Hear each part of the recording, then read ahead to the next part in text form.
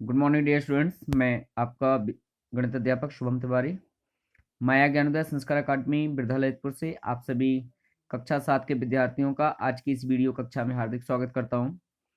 विद्यार्थियों, गणित विषय में समानुपात के अनुप्रयोगों में हम अभ्यास 7B के क्वेश्चन सॉल्व कर रहे हैं, जिसमें अभी तक 9 क्वेश्चन सॉल्व कर चुके हैं। आइए आज की इस वीडियो कक्षा में हम आगे बढ़ते हैं और 10वें क्वेश्चन को सॉल्व करेंगे। तो आइए सबसे पहले 10वां क्वेश्चन क्या है, रीड करते हैं।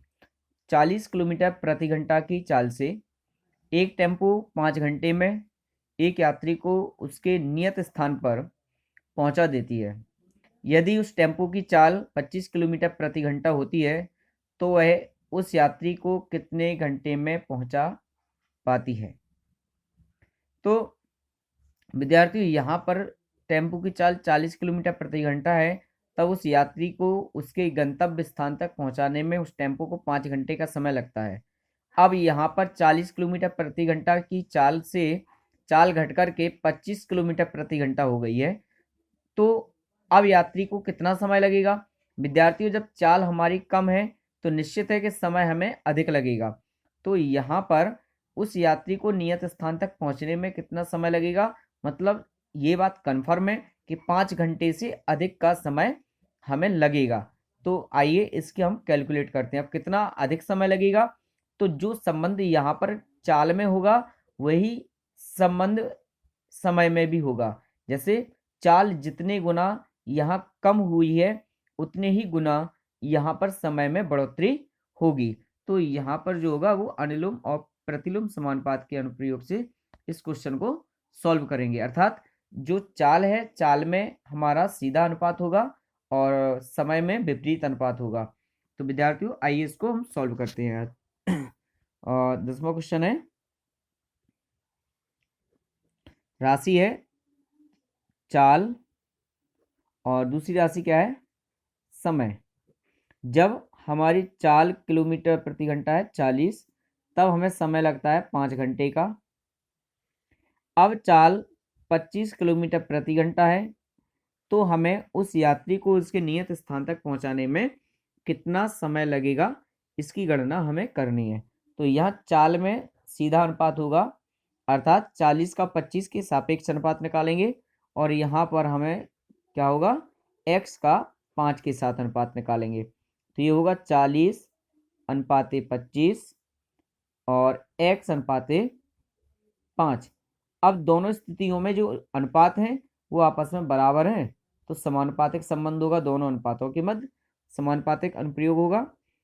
अब इसमें क्या है, बाह्य पदों का गुणनफल बराबर मध्य पदों का गुणनफल, ये समानुपात के रूप में हम यूज करते हैं। तो इसको बाह्य पद में आपस में गुणा करेंगे और मध्य पद में गुणा करके x का मान निकालेंगे।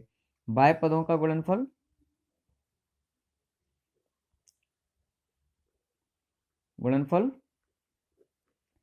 बराबर मध्य पदों का गुणनफल। ठीक है, तो बाह्य पद क्या है, 40 और 5, तो 40 गुणे 5 बराबर मध्य पद 25 गुणे x। x का मान निकालना है, तो वो क्या होगा, 40 गुणे 5 भागे 25, 5 25, 5 एकम 5, 5 अट्ठे 40, तो x बराबर 8, यानी 8 घंटे आया।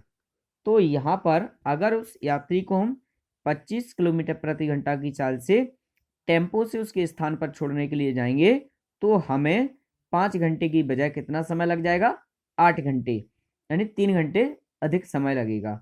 तो विद्यार्थियों, ये था 10वां क्वेश्चन। अब आइए 11वां क्वेश्चन सॉल्व करते हैं। 2 कुशल श्रमिक या 3 अकुशल श्रमिक एक काम को 20 दिन में कर सकते हैं, तो 6 कुशल श्रमिक और 1 अकुशल श्रमिक उसी काम को कितने दिनों में कर सकेंगे।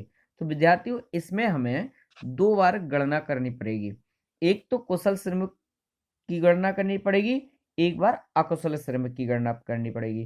तो 2 कुशल श्रमिक और 6 कुशल श्रमिक इनमें जो अनुपातिक संबंध होगा वही संबंध आपके दिनों की संख्या में भी होगा। जैसे 2 और 6 यानी 3 गुना श्रमिक बढ़ रहे हैं तो समय भी 3 गुना बढ़ जाएगा। अब यहाँ 3 अकुशल श्रमिक है, यहाँ 1 अकुशल है, तो यहाँ श्रमिक की संख्या घट रही है तो निश्चित है दिन की संख्या भी घट जाएगी। तो दोनों की अलग अलग गणना करेंगे, फिर कुशल प्लस अकुशल श्रमिक को हम जोड़ देंगे, यानी 1 अकुशल श्रमिक का दिन निकालेंगे, 6 कुशल श्रमिक के दिन निकालेंगे और दोनों के दिनों की संख्या को जोड़ देंगे तो यहाँ कुल दिनों की संख्या निकल आएगी। तो आइए इसको भी सॉल्व कर लेते हैं। क्वेश्चन संख्या 11। तो सबसे पहले कुशल श्रमिक की लिए गणना करते हैं। एक साइड लिख लीजिएगा कुशल श्रमिक और दूसरी ओर दिनों की संख्या। दिनों की संख्या इनमें सीधा ही सीधा अनुपात है। कुशल श्रमिक हैं 2, दिनों की संख्या क्या है 20।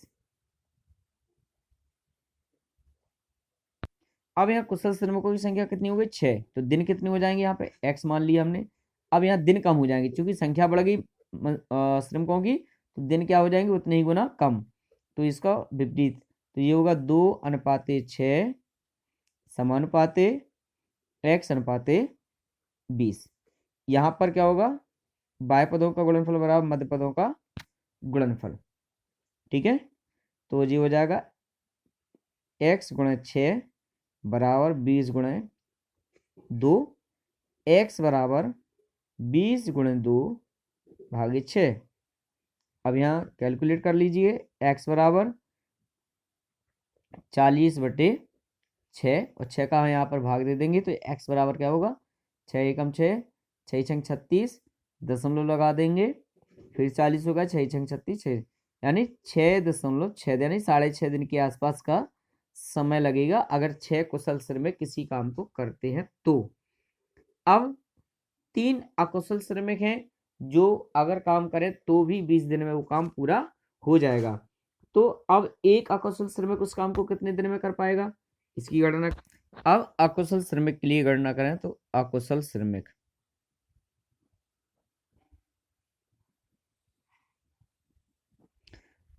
श्रमिक और यहाँ दिनों की संख्या। 3 अकुशल श्रमिक हैं, समय लगता है कितना 20 दिन ही लगते हैं। विद्यार्थियों सॉरी, यहाँ पर क्या है, ये जो क्वेश्चन है इसको दूसरे तरीके से हल करेंगे। इस तरीके से ये हल नहीं होगा। पहले इसमें क्या होगा, कुशल श्रमिक और अकुशल श्रमिक में जो संबंध है उसको निकालेंगे और इसके बाद फिर इसका हम दिनों की संख्या के साथ अनुपातिक संबंध करके फिर इसको गणना करेंगे। तो इस तरह से होगा। तो यहाँ पर पुनः से हम इसको सॉल्व करते हैं।